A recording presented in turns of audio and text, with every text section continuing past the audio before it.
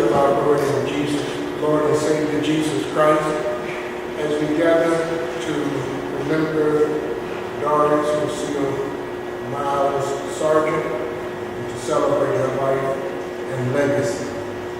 So let us bow for a moment of prayer. Almighty God, we give thanks to you for this day. We thank you for this opportunity to gather, to remember Doris, and celebrate her life, and to give thanks to you for who she was and for what she meant to those of us who knew her, especially those of us who knew her best. And so we ask your blessings upon us now as we move forward in celebration of Doris's life. We pray that you would grace us with your presence. And we ask you to be intimately involved in every aspect of our time together. As we worship you and praise you and honor you, help us to remember your goodness and your grace and your mercy. And the fact that you're always present with us. Yes. And that there's nothing too difficult for you to take care of. And so we ask your blessings upon Ken and upon the family, upon Chuck, upon all of the siblings, upon all of the people who knew Doris. We pray that you would minister to us in your own special way and bring healing and wholeness to us, that we might honor her life through the things that we say, but even more importantly, through the things that we do. And we ask it all in the name of Jesus Christ, our Lord and Savior. Amen. Amen. Would you stand with me now and let us join in the recital together of the 23rd Psalm.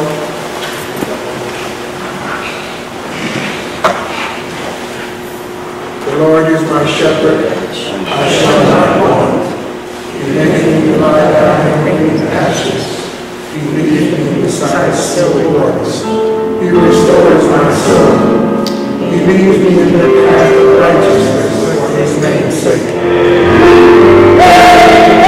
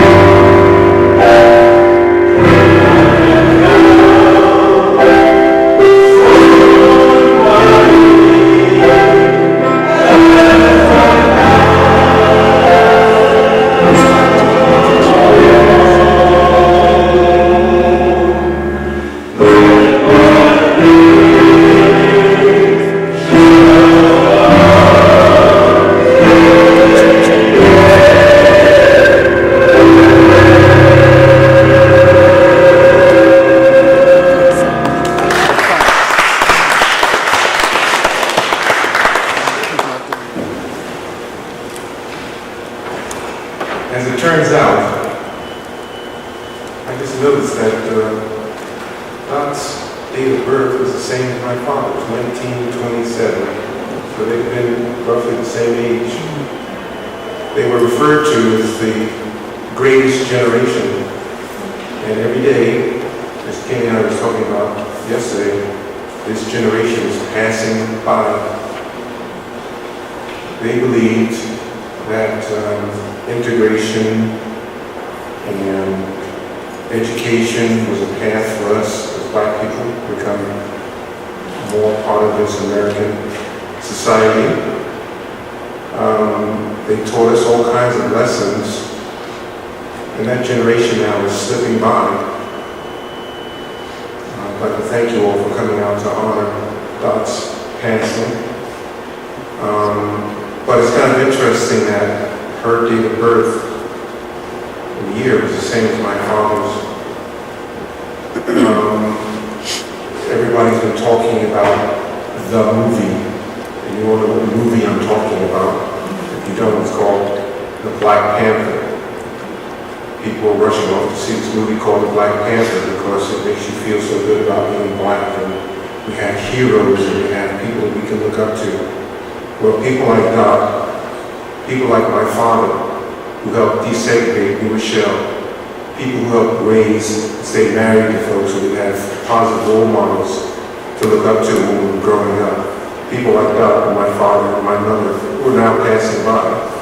One of the reasons why I didn't feel a great need to go see the movie, because I grew up with folks like that, and I had my own role models and my own citizens to be proud of and look forward to, and say that that's somebody that's a hero. She was a hero. My parents were a hero. They're slipping by.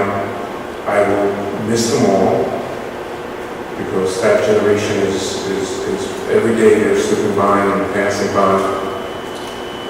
To that, I would just like to say to her and to her family sitting here that she lived a great life. She was very generous, brilliant person. I loved speaking with her before she had her illness that took away that humor and that voice that she had. And to her, I'd just like to say, for a life well lived, well done, Doris. Thank you.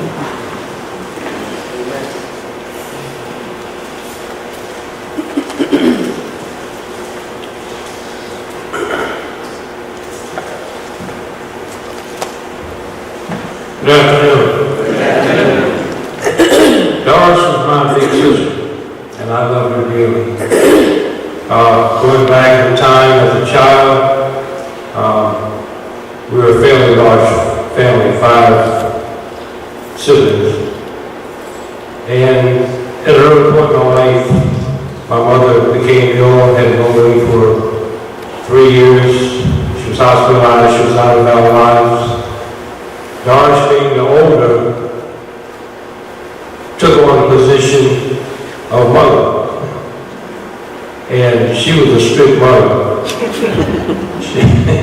She was in high school at that time. I was in elementary school, just starting out. And by the first grade, I had a teacher that was so mean that she instantly turned me against school.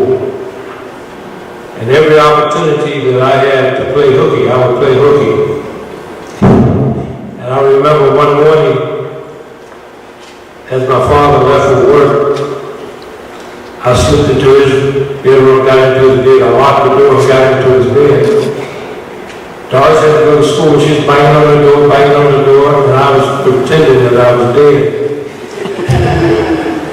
She got a neighbor, and they managed to get up on a chair or box or something. You know, the old houses had the transom above the door. And she happened to see me blinking my eyes. And I don't know how she got that door, but they came in there and her hand went across my face. And I still feel it. And after the stars cleared away, I decided to go on and try to pick up where I left off first grade. But Doris was always a good big sister, caring, loving. I don't care what was going on in your life, she was always a part of it. and I appreciate that. I miss calling her at night, because I used to sometimes come in town late at night, and I would call her sometimes 12, 1 o'clock, and she'd always pick up the phone. Hey, big brother, he started with 2 D's, brother. Hold on a minute while I turn the TV down. Everybody else is there asleep around the world. She's still up watching TV. But, you know, there's a lot of little things like that I remember. And I remember also a person by the name of Isabel Lindy, I believe it was, who said that people never die if you will not forget them. And as long as you remember them, they will never die. And I remember so many little things about Doris from day to day that I think will always be a part of my memory. So therefore, Doris will always be alive as far as I'm concerned. Thank you.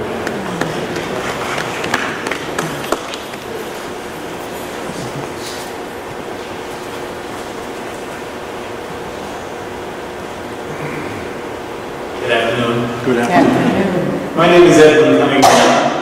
I'm one of the members of the Great Day Chorale. I was assistant director for Great Day Chorale in the last years. And I've only known Doris for the 18 years that we were together with the chorale. The wonderful times that we had together.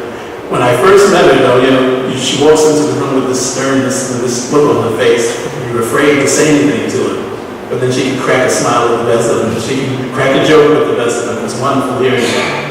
We've done the Negro spirituals from the time our director was the late Lavinia Poynter, and she directed the Great Day Chorale for some 25, 30 years, and she got us involved and helped us to fall in love with those spirituals and keep them alive. It's so important. I heard a preacher, as all things, tell me one day that he didn't want to sing Negro spirituals anymore because he thought that they were negative. They were talking about dying and going away, and he couldn't understand why we couldn't feel about being good in this life. But those spirituals carry people who had no hope, who had no way of expressing themselves, to express themselves about the times that they were going through, and remembering that there is a God that then they can save, and there's a God now that can save. So we love those spirituals. We love Doris. We love being with her. We love having a wonderful time. So I'm offering my deepest sympathies from the Great Day Chorale and from the Voices of Vision, which came after the Great Day Chorale. And those voices are still around now. Some of them are here, and they all send their concern. Thank you.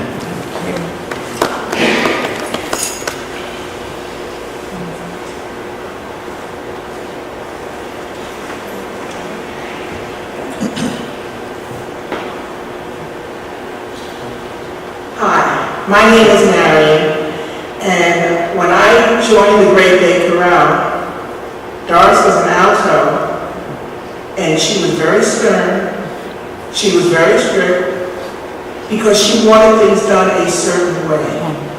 And if it wasn't done correctly, she let you know.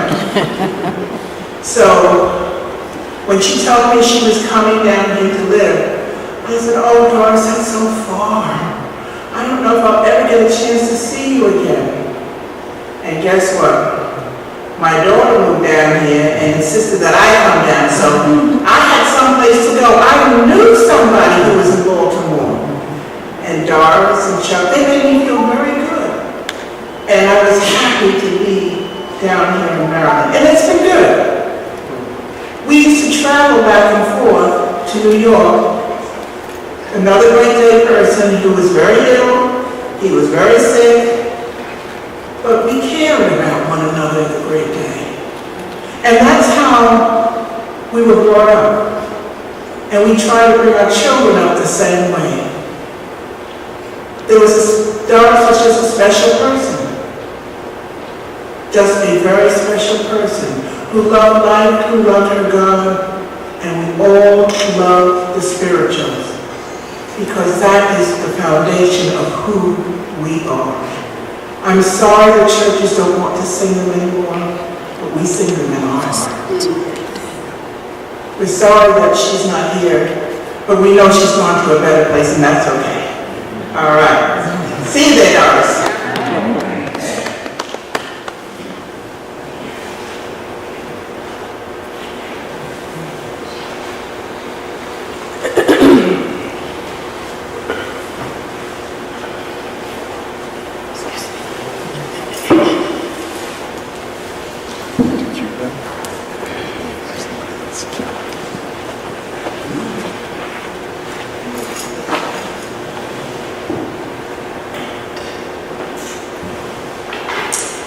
just wanted to look at all of the people that my Aunt Doris, your lives she touched. Just want to see your faces and say thank you for coming out to honor and celebrate her life. She and I had many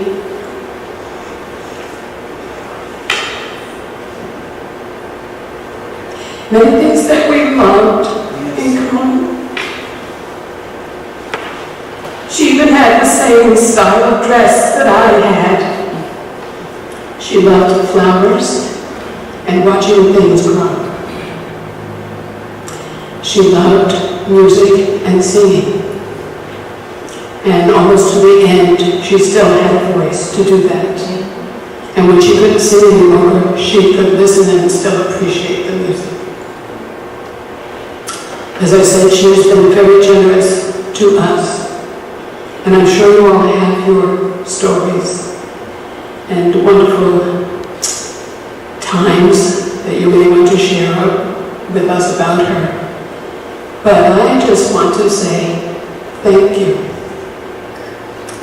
Because she helped me to become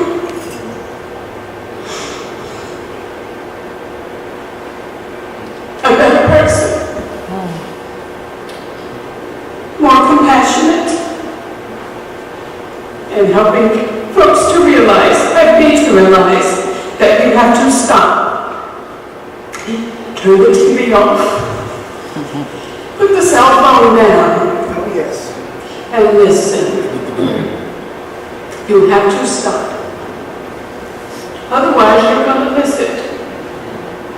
The things that we are here for, our purpose. We are all here for a purpose. We've been given gifts. And if you, during your time here, don't fulfill those purposes, you've sort of wasted your time and your life. Especially our people, we have so much to give. We save everyone, okay? We have to save ourselves. We have to reinvest in ourselves. Doris reinvested in everyone that she came in contact with.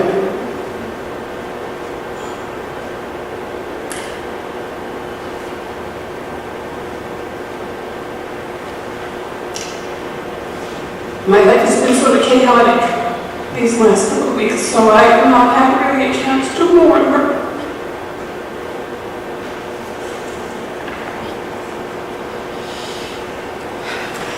But again, I thank her because she has made me a better person in so many ways. And I say to you, if you do nothing else, find your purpose and live it. Please. Thank you.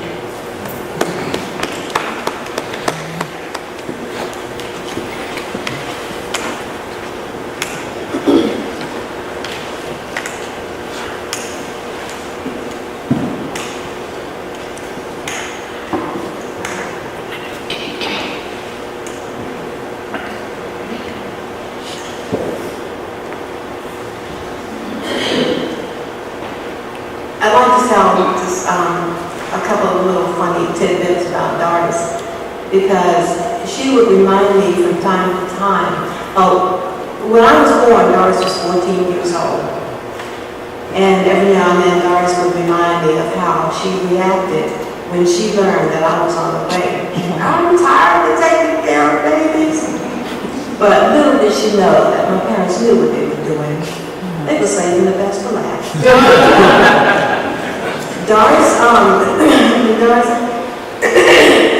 when Doris moved to New York after high school, she continued to be the mother figure that Charles related to, and she would always send us surprise packages at holiday time, and just because. And she sent my sister Rose and I dresses. We always dressed alike, and we just always look forward to her coming back. But there's another really funny story that I like to tell about Doris. I used to go to visit her in the summer to spend summertime with her. This one particular time, we were sitting out on the balcony at night, and we looked across the street, to the apartment complex across the street, and we saw curtains flying out the window, we saw sparks running up, coming out of the window. We thought, oh my gosh. And Doris said, call the fire department, come on. I said, Doris, yeah, call the fire department. You better call because there's probably a mattress smoldering in there, or somebody's going to be in trouble. You better call. So I got on the phone and I called the fire department. And you know, they keep you on the phone by asking you a lot of questions just to keep contact going. Okay, I'm talking to the fire department, and all of a sudden there's a knock on the door. Boom, boom, boom. And so Doris went to the door, it was a fire marshal. And he said, who made that call? And I said, I did. He said, come with me. So he walked me out of the building down to the end of the driveway. And he said, look across the street. We looked across the street, and there weren't curtains flying out the window. There was also an incinerator burning, and the sparks were coming from the incinerator. At the same time, her husband was walking down the street from the store, and he heard the dispatch on the fire truck. 10 West 131st Street, apartment 2B. I said, something.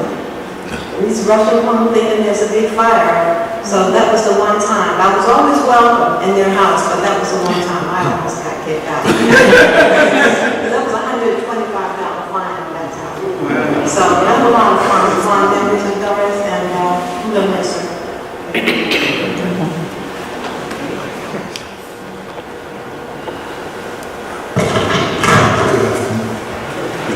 Good afternoon. My name is Brian Murray. I pastor the United Church of Christ Fellowship here in the city of Baltimore. And it's through that work that I got to know Charles Miles and Marty and some of the members of the family. And I'm grateful to be here this afternoon. Psalm 126, there's a portion of Psalm 126 that says, though you sow in tears, Yes. you will reap in joy. And I think it's appropriate for this moment because the human life has a way of speaking even after that person has departed. And I think this is a very appropriate moment where although the separation, the physical separation may cause the sowing of tears, that the memories that we've talked about this afternoon cause us to reap in joy. I'm sure that there were many stories told about Doris's time in my hometown. I looked at the obituary and saw that she spent time in both Brooklyn and New York, and Manhattan, where I went to high school. And I can imagine there were a lot of stories that she brought back from living in Harlem and living in Brooklyn, working under several mayors, and having not only an accomplished professional life, but as we heard, she was a well-rounded person. And one who had a desire for things to be done right. And so to your family, I say to you that even though Doris has gone on to the hereafter, she still speaks.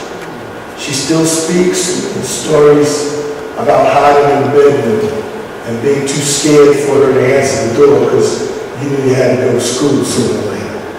She still speaks in stories about $125 fines.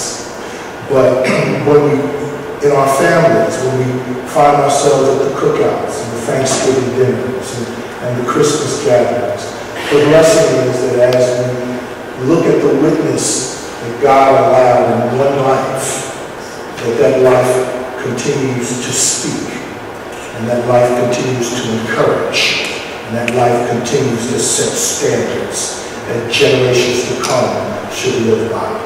And so, if there is anything, as you, Marty and Chuck, as you know, if there's anything that we in New Covenant can do for you, we are only a phone call away. To the family, we ask you to continue to reap in joy the memories of dear Doris. God bless you. Good afternoon. I'm Winveria Sargeant, the wife of Kenneth Sargeant, Doris Sargent's only child. She has a daughter, Carol. who was Kenny's dad's daughter, and she helped to raise her as well, but my husband is her only birth child. So I'd like to read this to you today. May 19th, 2018, to the family of Mrs. Doris Miles Sargeant, the officers and members of the Community Concert Choir, CCC of Baltimore, Inc., and Auxiliary Express sincere condolences to our choir member, Mrs. Martha Miles O'Neill, and family at this time. You all have our prayers for comfort and peace as you gather to remember your loved one's life. As Doris has transitioned from the land of the living, transitioned from the land of the dying to the land of the living, we recognize her departure leaves a void. Your walk through the valley of the shadow of death is only temporary because of your love and memories. We hope you will find joy in remembering her life, the joy that she brought to others, especially through her love for sacred music. Additionally, we hope you're surrounded by those who share those memories with you and will strengthen you for the living of these days. More importantly, may you always feel the presence of a wise, gracious, and loving God who does everything well. With confidence that Doris has joined her beloved family and friends in the presence of her God and the saints in the celestial city. May you walk with the peace of the Lord until we all meet her again. I'll give you my hand to those who cannot see falling rain. I'll sing my song to cheer the weary along, for I may never pass this way again. I'll share my faith with every troubled heart, so I shall not have lived in vain. I'll give my hand, I'll sing my song, I'll share my faith because I know that the time is now to fulfill each vow, for I may never pass this way again.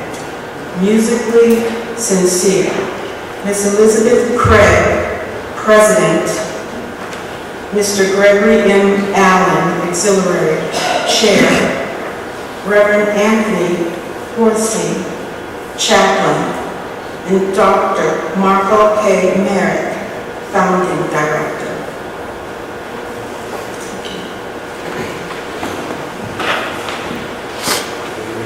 We now have a movie that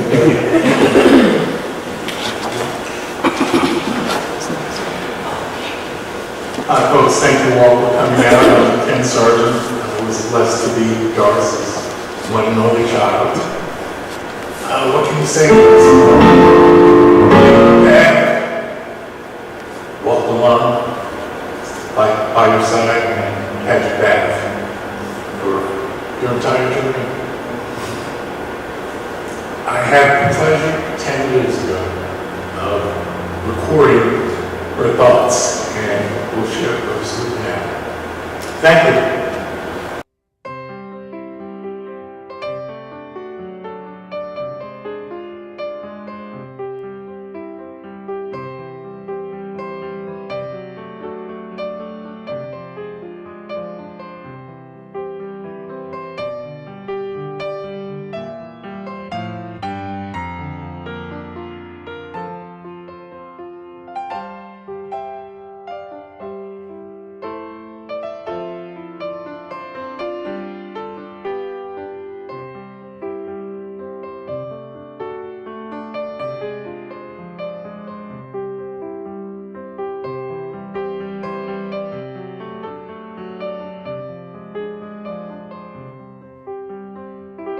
I grew up in Baltimore, Maryland, remained there until I graduated from high school.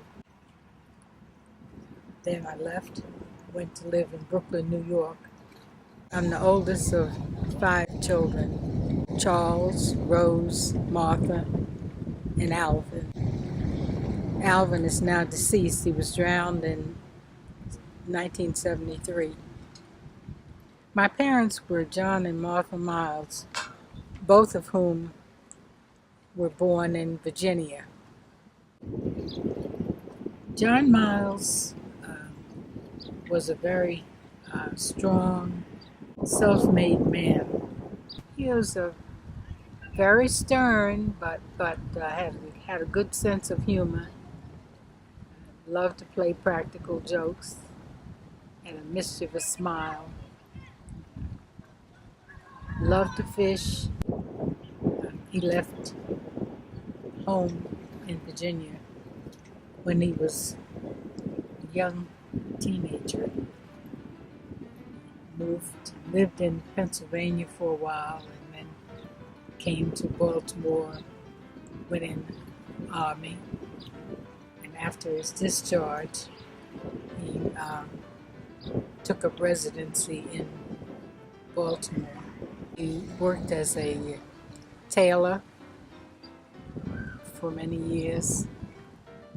He worked at Edgewood Arsenal as a guard. But when he opened his first tailor shop, he had worked in other cleaning and pressing and alteration establishments, but when he got his very own, he was so proud, and he was careful not to purchase a business unless he could pay his bills. So he was, before the deal was concluded, he was assured by the previous owner that there were no outstanding bills. So needless to say, he was kind of upset when a bill collector appeared. Well, actually, he came to turn the gas and electric off. And Daddy told the man that he had paid already. The man insisted, no, he had orders to turn it off.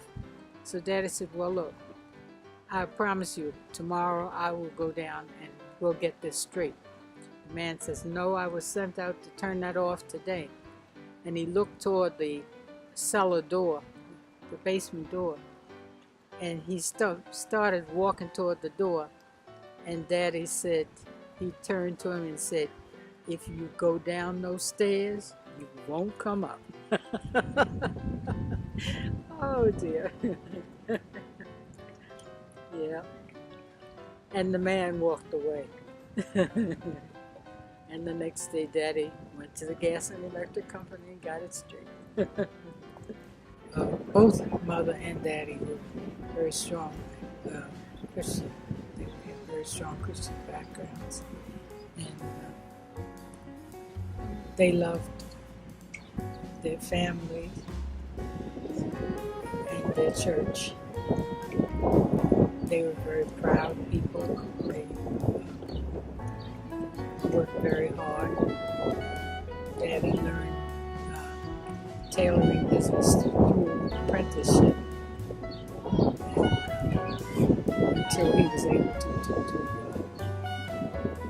establish a business for himself. He also learned to play a musical instrument that is not well known to a lot of people. It's musical saw. He first heard the sound of saws when he was a little boy down in Virginia, running out playing in the field. There was a sawmill nearby, and he used to hear the ringing of the saws, and he would say, bet you could make music with those things. It wasn't until some years later when, as a young man, he had his own tailor shop. Sometimes business was good, sometimes not. When he had spare time, he used to browse through magazines. One day he found an article that advertised a musical saw. He wrote to this company that produced this instrument. It's located in somewhere in Chicago, I think. And he mailed, ordered this instrument, paid $19 for it. And then he had the instrument, but he didn't know how to play it. So he took lessons through correspondence. Every couple of weeks, he would purchase a new set of lessons through the mail. And he didn't tell anyone about this instrument while he was learning to play it. Finally, after about 2 years, he came out of the closet, so to speak. He had known that he had this instrument, and he was able to play it. And he continued playing. He was a young man then, but he continued playing that instrument until he was about 90 years old, about 5 years or so prior to his death.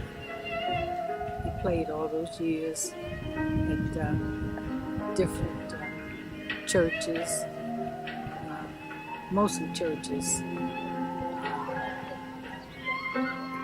Baltimore, Virginia, Delaware, New York. Most of his engagements were at various churches, but he also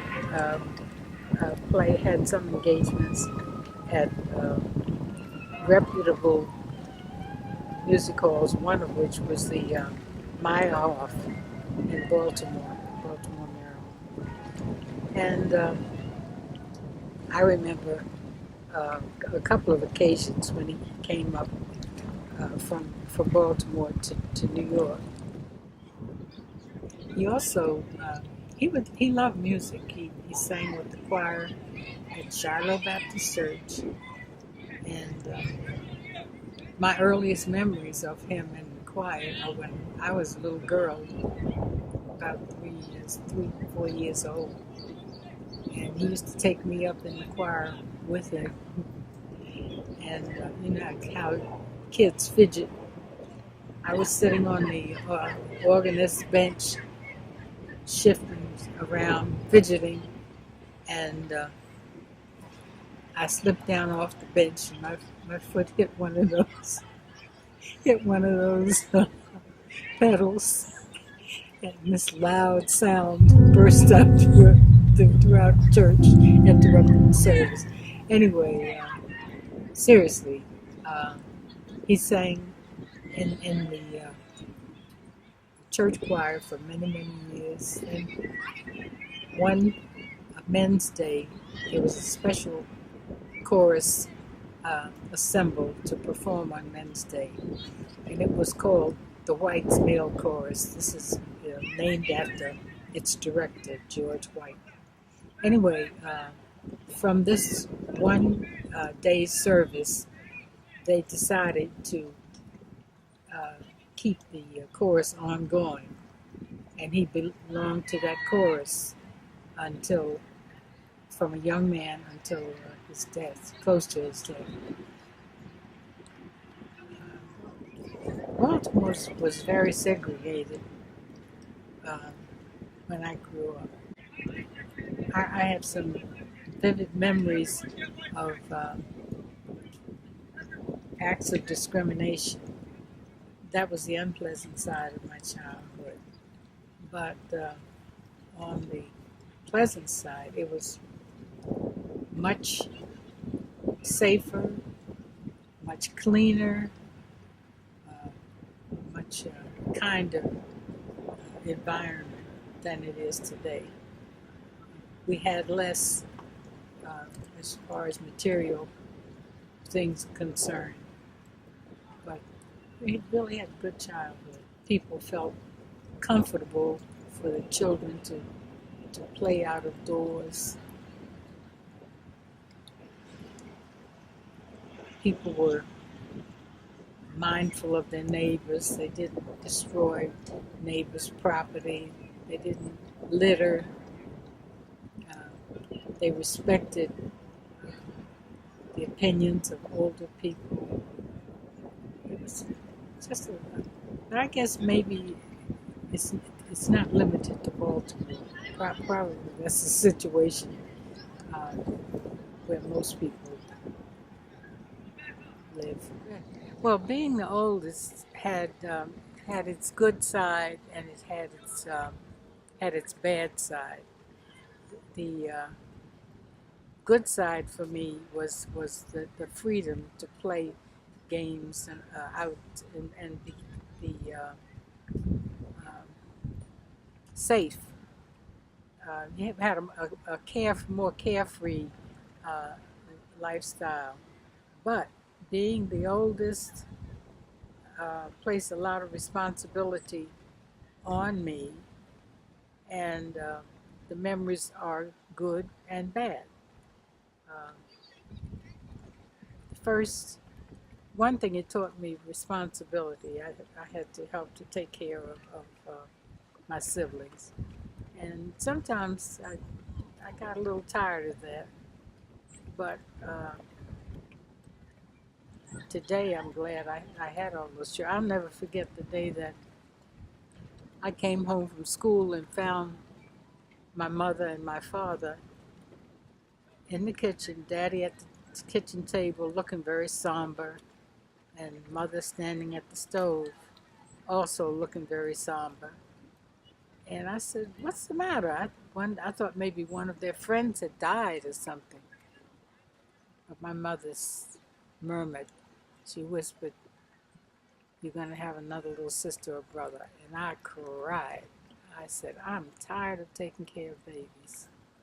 Of course, I'm sorry now. I know how it must have made my parents feel, but that's how I felt. I was tired of taking care of babies. Of course, today I wouldn't trade one of them. I'm glad that I had them. My mother had been ill for a while, just not feeling well, and misdiagnosed. And finally, when she sought new medical advice, she found that she had very advanced tuberculosis, and doctors recommended that she be hospitalized immediately. In fact, they wanted her to go from the hospital to the sanatorium, as they called it.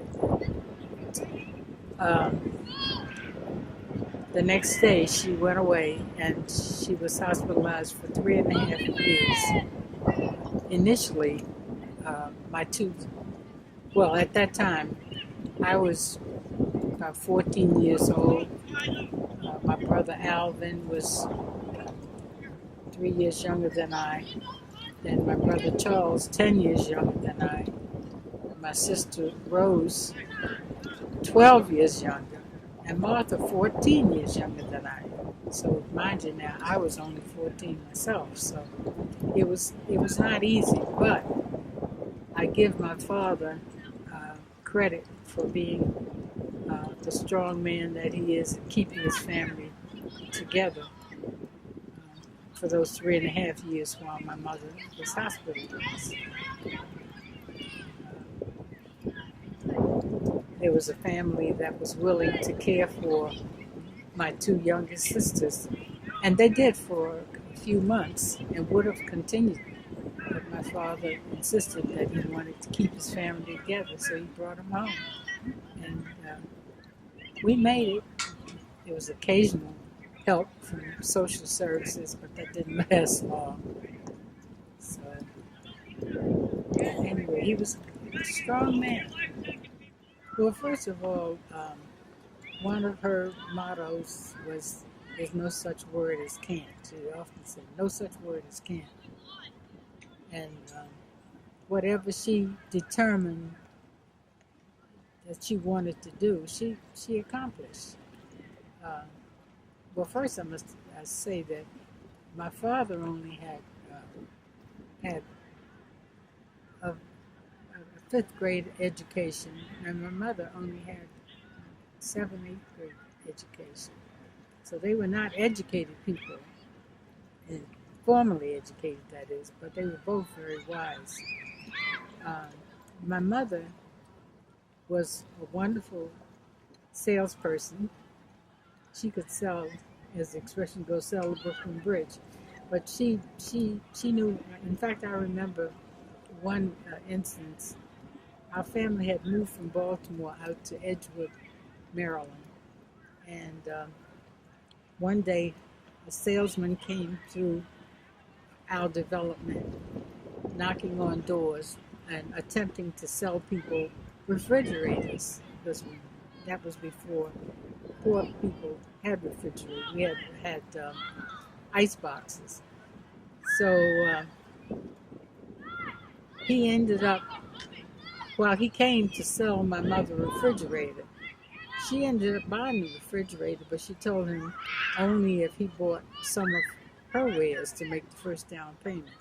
So she was able to sell him some of her embroidery, some of her crochet work, and some of it she used to make little miniature like jewelry boxes that were made in the shape of miniature furniture, miniature sofas and chairs.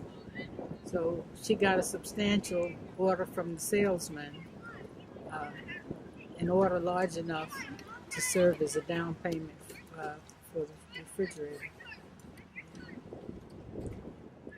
She was very, despite the fact that she didn't have the formal education, she was a true leader in many organizations in her church, and became the superintendent of Sunday school in her church. She loved to garden. She had beautiful flowers and vegetables, which she grew in our backyard. She was an organic gardener. She used to say my father loved to fish, so there was always plenty of fish on our tables, on our table or in our refrigerator, in our freezer. But she used to save, after she cleaned them, she saved the fish heads and used them in her garden. And she had some beautiful tomatoes, cucumbers and peppers. We could never afford more than one chicken. And that was for my mother, my father, and the 5 of us children. So my mother used to eat the back. My father always had the breast. And then the other parts we'd scramble for. But my mother stretched her portion by eating the chicken's feet.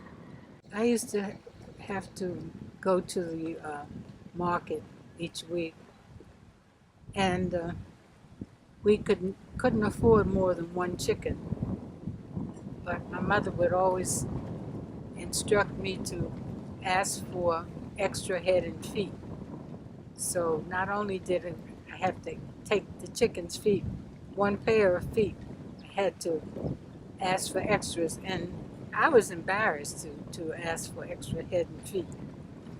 And so when I'd go to the market, I would wait until all the other customers were served so that no one would hear me asking for these extra head and feet.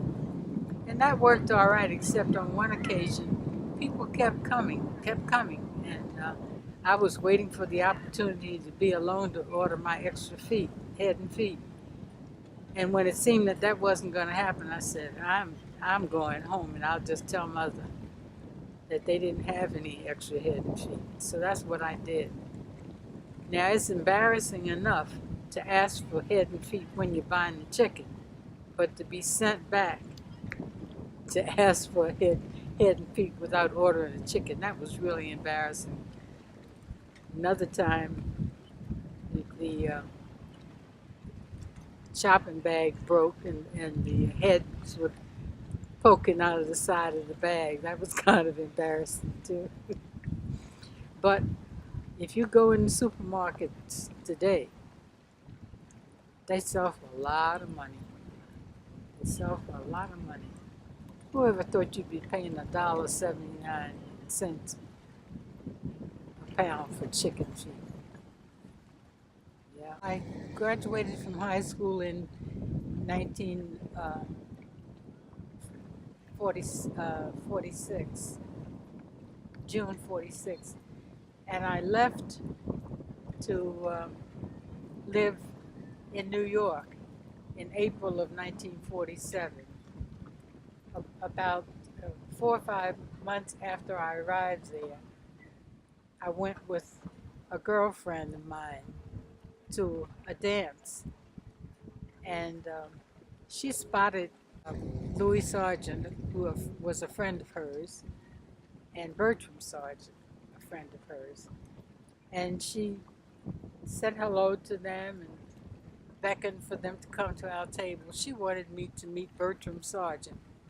Bertram was well known among the ladies, but it was Louis Sargeant who spotted me, and actually he and Bert were leaving at the time that they saw us. He handed Bert his coat, came over and asked me to dance, and then we danced several times, and then we made a date, and we saw each other for 4 years before we were married.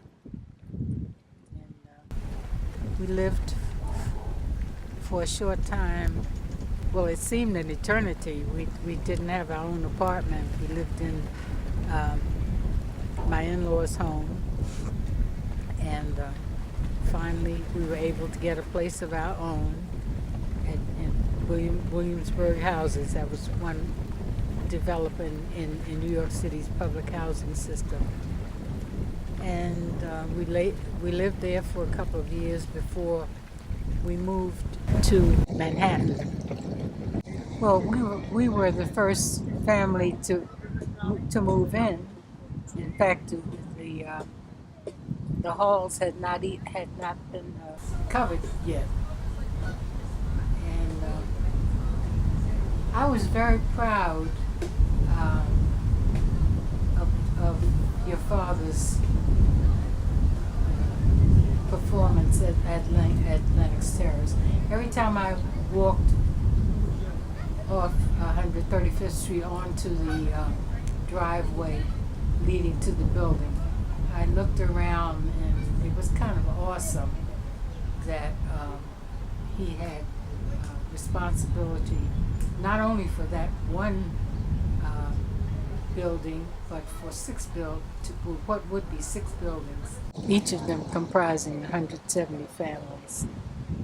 He was and very, very well respected by the tenants. The old timers remember his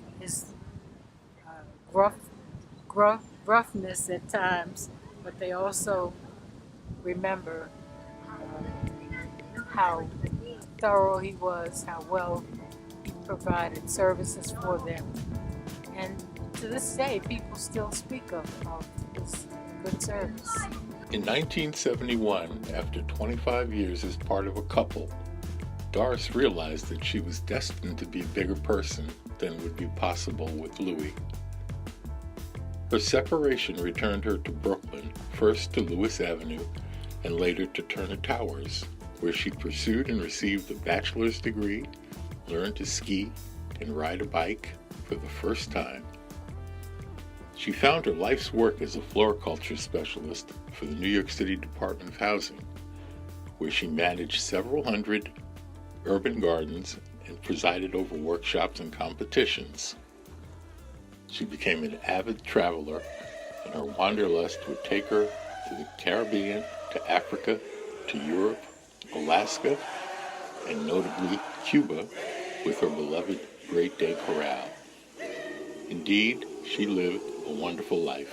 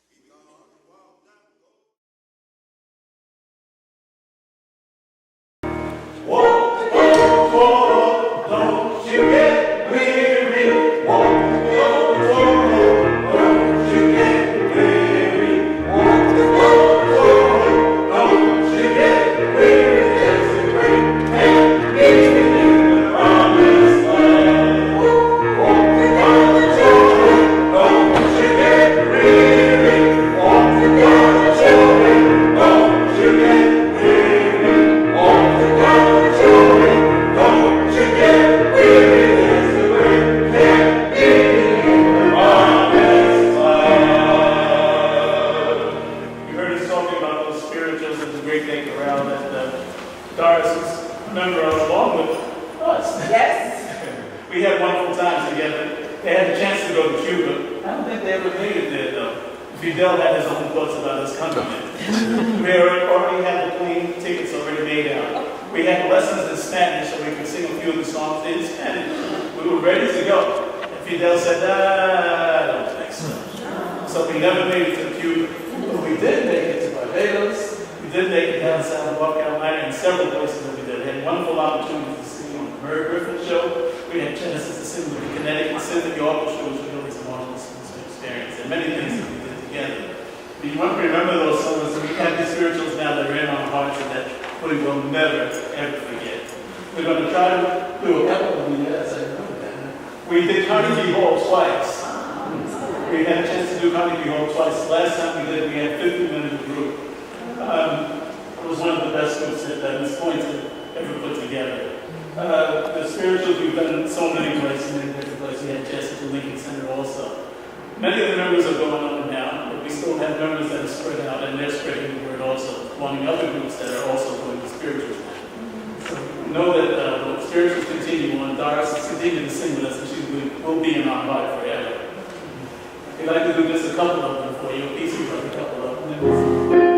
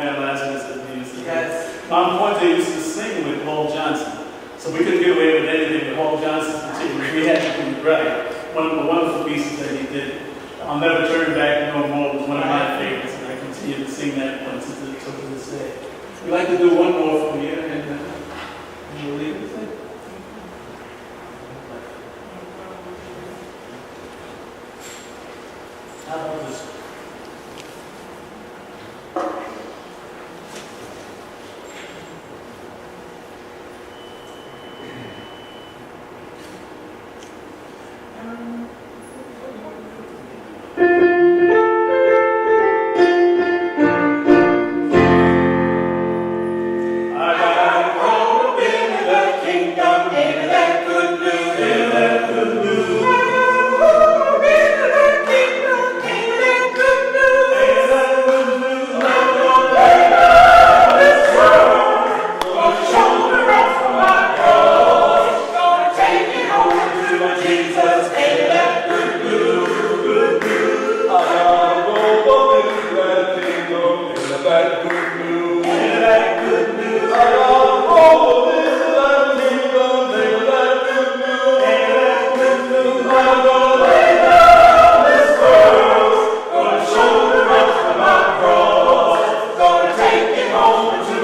Jesus, ain't that good news? I got a crown of that kingdom, ain't that good news? Ain't that good news? I got a crown of that kingdom, ain't that good news? Ain't that good news? I'm gonna take down this world, gonna show me rock from my cross, gonna take him home to my Jesus. Ain't that good news? Good news, good news. Ain't that good news? Ain't that good news?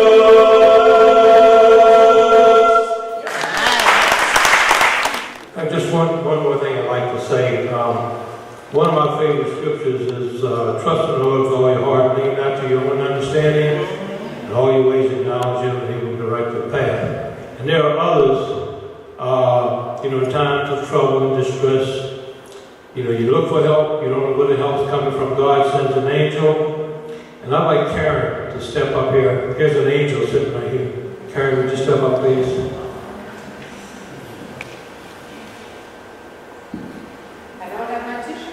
I got some for you.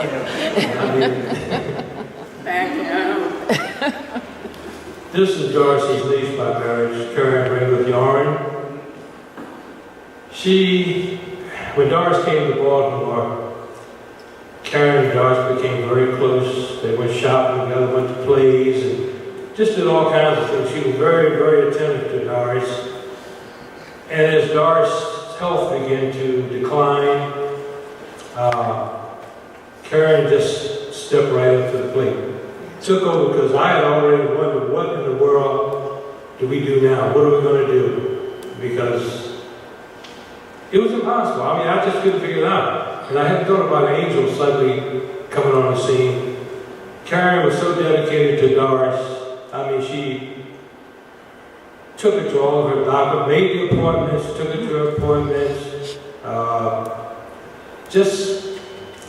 I can't tell you all that she did. She meant so much to Doris, and Doris loved her. And she did everything, even down to clipping her nails. And with a patient husband and family, she put, I could never think of paying Karen, if I were a Rockefeller, for what she did, for what she meant to Doris. And even down to the last few months, putting together a transfer from where Doris was. Doris was in an assisted living facility where she was housed, she was fed, she was bedded, but it was not like home. And Karen was able to find a place that gave the kind of care, a home-like atmosphere, and I could see the expression on Doris's face when she first went there. And I think it would have been great if this had been discovered earlier, but as it turned out, Doris's time was very short, and Karen was right down to the end, even down to helping Kenny put this together. And I don't have the words to thank her enough.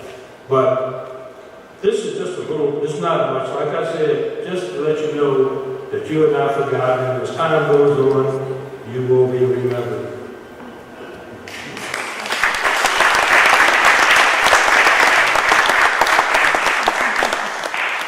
Family teamwork. Family teamwork. I gained a family when I started working with our judge. They're all sitting right there. Thank you.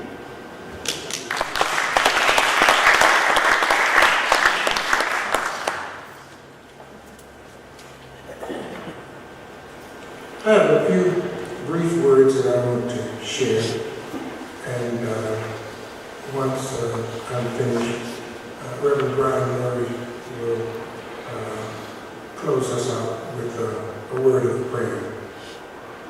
There's a song that says, "May the work I've done speak for me." And in the spirit of that song, I want to offer you one single verse of scripture for us to think about. The passage comes from Revelation, the 14th chapter, the 13th verse, where scripture says, "Then I heard a a voice from heaven saying to me, "Write, blessed are the dead who die in the Lord from now on. Yes, says the Spirit, that they may rest from their labors and their works do follow them." This is one of the most important verses in the Bible. It's important because it comes from the last book of the Bible. Revelation is the last book because in many ways it speaks of heaven's last word to humanity about the world we live in and the world to come. It is important because of what it says. It talks about the very things that are on our minds today. Like it or not, moments like these make us think about life and death, about the future, about our loved ones who have passed from this side to the other side, and our own lives when the time comes for us to transition from this form of life to the next. This verse is God's word about all that really matters in this life and the life to come. The text speaks of a unique time of incomparable persecution coming upon the earth. Christians were being tortured and killed in unimaginable ways. According to early legend, the apostles suffered greatly for their faith in Jesus Christ, and in most cases met violent deaths on account of their bold witness for Christ. According to Hebrews, some was tortured, flogged, chained, and put in prison. They were stoned, sawed in two, put to death by the sword, and still others went about in sheepskins and goatskins, destitute, persecuted, and mistreated. Yet they persevered because of encouragement they received from John the Revelator, who was told by God to proclaim to the faithful, "Blessed are the dead who die in the Lord. Yes, says the Spirit, that they may rest from their labors, and their works do follow them." Psalm 116:15 says, "Precious in the sight of the Lord is the death of his faithful ones." Ecclesiastes 5:15 reminds us that we all come to the end of our lives as naked and empty-handed as on the day we were born. We can't take our riches with us. Doris Miles Sargeant could not take her earthly riches with her, but she was able to take something more important and more precious than the silver and gold that we accumulate in this life. Like the martyrs of old, she was able to take her faith in Jesus Christ. And she also took the good things that she said and did for others while she was here on earth. Doris took with her the loving care and concern that she had and shared with family and friends. She took with her the good deeds she did for her father, her mother, her siblings, and those that she knew best. She took the good things that she shared with people that were in her path. She took the good things like encouraging and inspiring others. She took the good things like always having a word of hope and inspiration on her lips. In the course of her earthly life and time, she did a marvelous job of representing the God who makes all things new. She was a sterling example of what it means to love the Lord with all your heart, soul, mind, and strength. So much so that now and forevermore, the work she's done will speak for her. Now, we all know that, like so many others, Doris experienced the ups and downs, the joys and sorrows, and the bitterness with the sweetness of life. The record of life reflects that she had her share of heartaches, disappointments, stress and strain.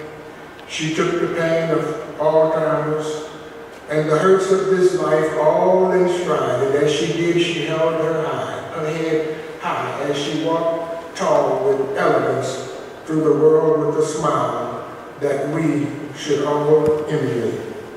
And now she's going on to receive her reward. Then I heard a voice from heaven saying, write this down. Blessed are the dead who die in the Lord. Yes, says the Spirit, that they may rest from their labors and their works do follow them. I imagine Doris is singing in heaven, maybe even directing the choir. Maybe she's calling out that song, I got shoes, you got shoes, all of God's children got shoes. Now I'm in heaven, I'm going to put on my shoes and I'm walking all over God's heaven. Doris's works will follow her. Let us do likewise. Amen. Amen.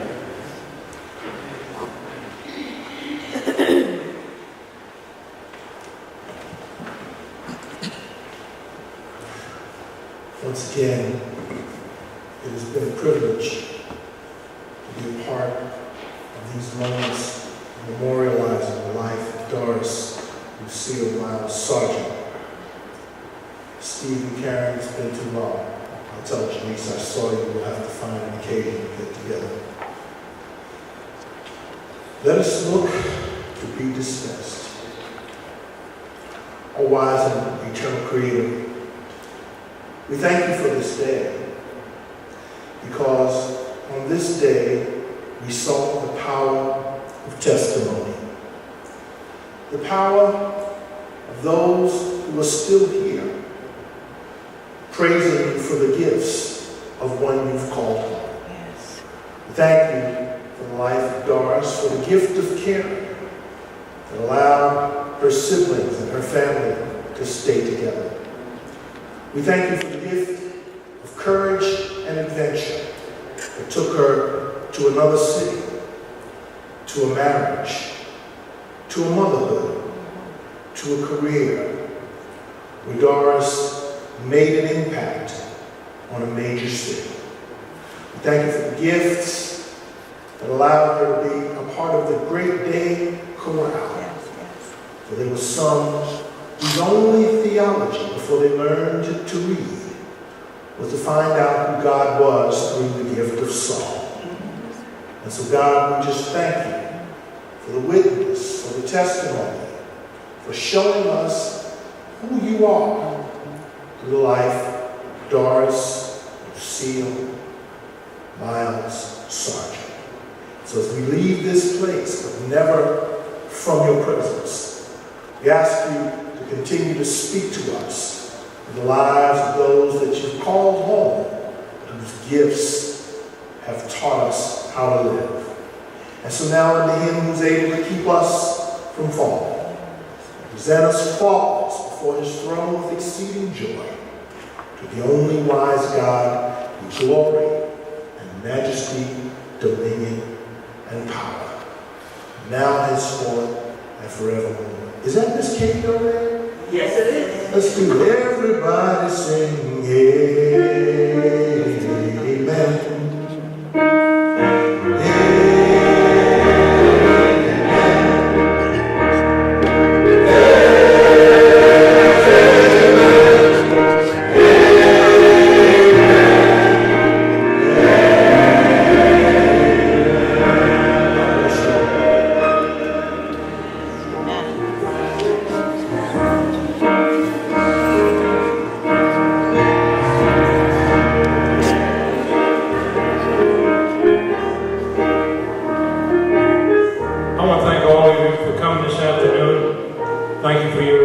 Condolences, and I wish you well. God bless you.